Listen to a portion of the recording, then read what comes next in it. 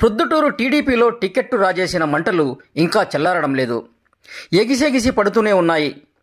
ఎన్నికలను ఐకమత్యంగా నిర్వహించుకోవాల్సిన ఇక్కడి నేతలు ఇంకా మీనమేషాలు లెక్కిస్తున్నారు.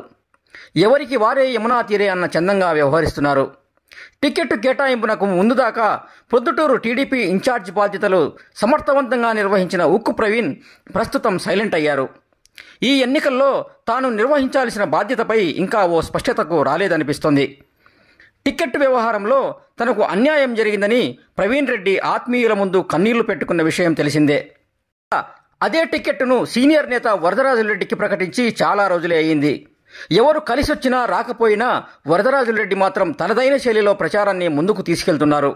కాకపోతే ప్రవీణ్ రెడ్డి మాత్రం పార్టీలో తన భవిష్యత్ ప్రణాళికపై నోరు విప్పడం లేదు.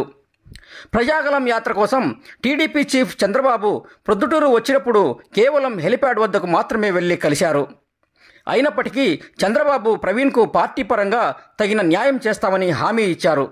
అంతేకాదు శివాలయం సెంటర్ మీటింగ్లో ప్రవీణ్ ఉక్కు సంకల్పాన్ని కొనియాడారు. ఇదిలా ఉండగా ప్రవీణ్ రెడ్డి ఇటీవల తన అనుయాయులతో కలిసి మంగళగిరి నివాసానికి వెళ్లి వచ్చారు.